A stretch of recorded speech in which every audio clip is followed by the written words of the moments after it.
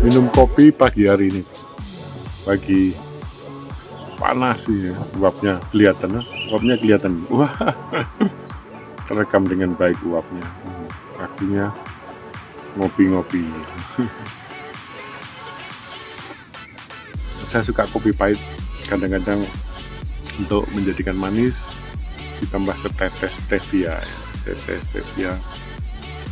yang direkomendasikan untuk paling sehat lah, tidak mengandung kalori dan jadi tetap bisa merasakan manis tapi tidak berbahaya.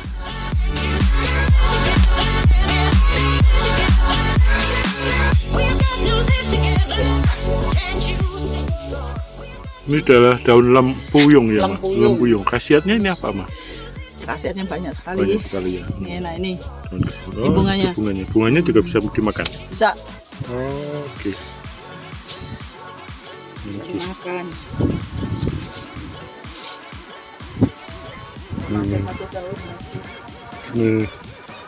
Kita makan ini. Setelah dimasak jadinya kayak gini, siap. Ini adalah lempuyung yang tadi ditunjukin pohonnya. Ini tanaman yang dipetik di sekitar tenda. Banyak sekali, Tuhan begitu baik menyediakan alam yang penuh dengan tanaman-tanaman yang bisa dimakan. Rasanya bukan hanya segar, tapi ada aromanya. Aroma yang harum, kayak ada minyak gitu. Nah, ini kaya dengan segala macam vitamin dan obat-obat. Sungguh kita bersyukur ya, kita bisa rehat, berkemah dan menikmati makanan dari sekitar tenda. Selain tadi yang enak tadi, ini juga luar biasa dijadikan kulupan, dikukus juga, direbus setengah mateng dan jadi makan sama sambal atau tempe goreng. Waduh, luar biasa. Namanya Biden pilosa. Itu jenis gulma tapi sangat bermanfaat kalau dibaca dari literatur. Jadi kita bisa melihat bahwa apapun di sekitar kita itu bisa dinikmati, termasuk banyaknya sekali makanan-makanan yang menjadi tanaman obat keluarga. Sungguh kita bersyukur, sahabat-sahabat.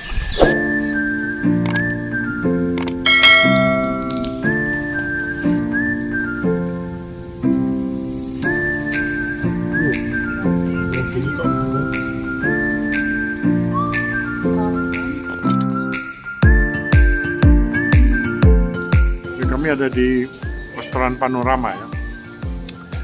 Berkabut dingin, kami terpaksa pakai jaket yang sangat tebal sehingga kami boleh merasakan sedikit kehangatan.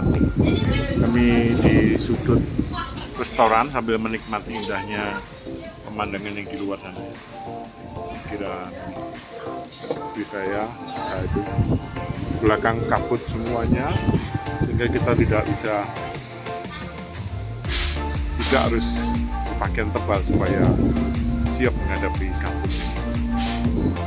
Luar biasa, kenyamanan, keindahan bercampur jadi satu dengan ucapan syukur. Semangat sahabat.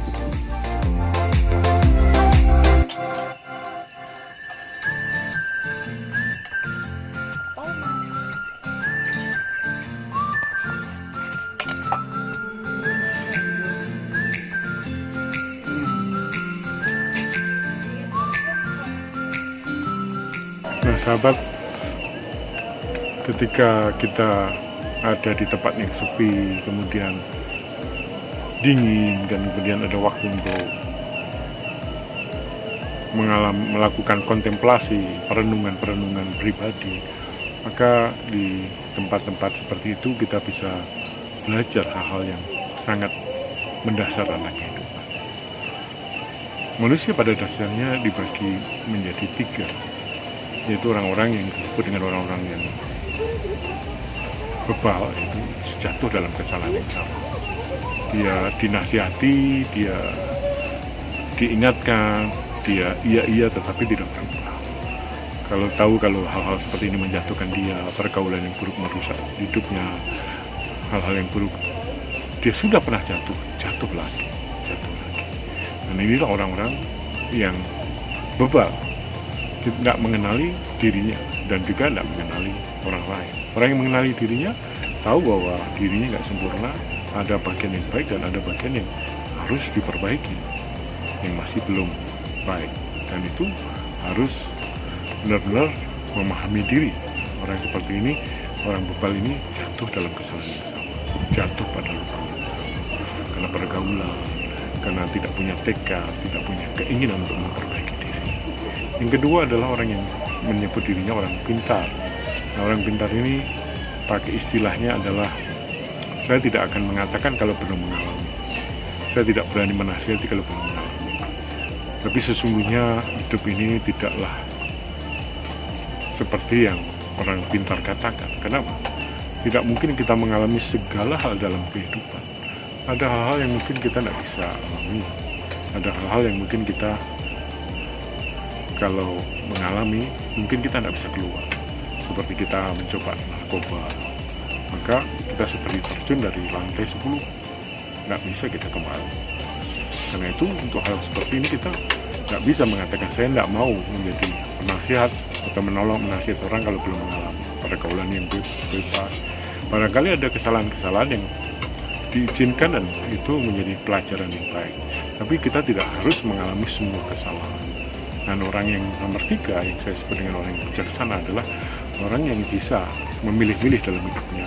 Ada hal-hal yang harus dialami dan dia belajar dari pengalaman, dari kegagalan itu.